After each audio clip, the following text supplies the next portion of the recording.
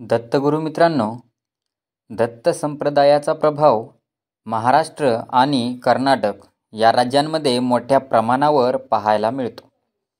त्या मानाने भारताच्या इतर भागात दत्तभक्ती इतक्या मोठ्या प्रमाणावर दिसत नाही.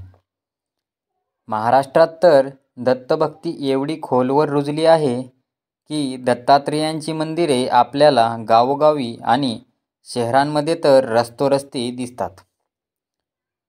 अत्यंत लोकप्रिय असा हा दत्त संप्रदाय असून या संप्रदायामध्ये दत्तात्रेयांइतकेच महत्त्व त्या संप्रदायातील अधिकारी व्यक्तींना आणि गुरुशिष्य परंपरेला पण आहे. थोर महात्मे आणि अवतार पुरुष यांची मांदियाळीच आपल्याला या इथे पाहायला मिळते. श्रीपाद श्री वल्लभ नरसिंह सरस्वती महाराज, अक्कलकोटचे स्वामी समर्थ महाराज, वासुदेवानंद सरस्वती अर्थात टेंबेस्वामी अशा अत्यंत उच्च कोटीच्या साधकांमुळे हा संप्रदाय खूप मोठ्या प्रमाणावर जनमानसात रुजला गेला. योगमार्गाने परमात्म्याची प्राप्ती हे या संप्रदायाचे ध्येय दिसते. वेगवेगळे चमत्कार, भूतपिशाच्य पीडाहरण या गोष्टी तर या संप्रदायाच्या अविभाज्य घटकच झाल्या आहेत. दत्तात्रेयांच्या मूर्ती एवढेच या संप्रदायात दत्तांच्या पादुकांनाही मोठे महत्त्व आहे. अनेक मंदिरांमध्ये फक्त दत्त पादुकांची पूजा केली जाते.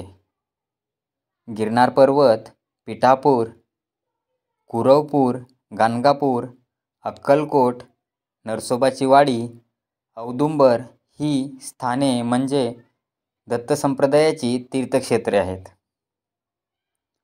अनेक जण अनेक वेळा या ठिकाणी दर्शनाला जाऊन येतात. परंतु या स्थानांसोबतच महाराष्ट्रात आणि नजीकच्या प्रदेशात काहीशी निराळी, काही वैशिष्ट्ये असलेली दत्तस्थानेसुद्धा आहेत.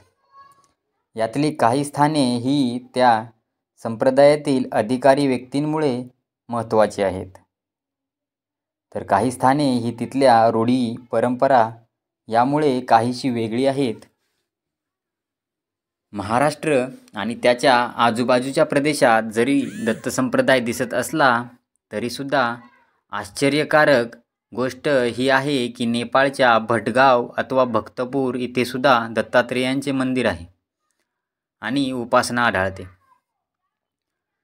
चित्रकूटाजवळील अनुसया पर्वत ही श्री गुरु दत्तात्रेयांची जन्मभूमी असल्याचे स्थानिक लोक मानतात. तसेच येथील एकमुखी आणि द्विभुज असे दत्त मंदिर हे दत्तात्रेयांचे आद्य स्वरूप म्हणून नेपाळमध्ये पूजले जाते.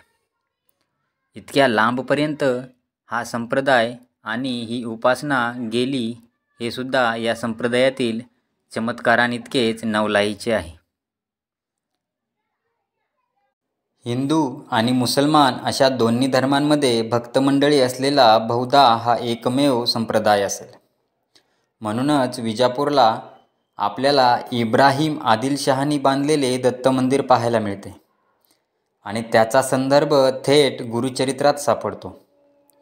महाराष्ट्राच्या भटकंतीमध्ये जागोजागी आपल्याला दत्त मंदिरे आढळतात. त्या प्रत्येक ठिकाणाशी काही ना काही कथा निगडीत असते, कोणता तरी चमत्कार निगडीत असतो आणि अनेक ठिकाणी ही कोणा सत्पुरुषाच्या वास्तव्यामुळे अत्यंत कडक किंवा जागृत झालेली दिसतात. अनुसरायला बहुधा सोपा आणि सर्वसामान्यांच्या अत्यंत जिव्हाळ्याचा, त्यांना अगदी आपला वाटणारा असा हा संप्रदाय असून या संप्रदायातील आगळीवेगळी स्थाने जी मुद्दाम पाहिली जात नाहीत त्यांचा काहीसा धांडोळा इथे घेतलेला आहे. या ठिकाणच्या जवळपास आपण बरेचदा गेलेलो असतो, परंतु हे ठिकाण काहीसे बघण्याजोगे आहे हे लक्षात येत नाही. नेहमीप्रमाणेच राजमार्गावरून प्रवास करण्याऐवजी आडवाटेवरून केलेल्या या भटकंतीमध्ये जागोजागी दत्तस्थानांचे दर्शन घडते व त्यामुळे ही भटकंती अजूनच समृद्ध होते. दत्तगुरू मित्रांनो.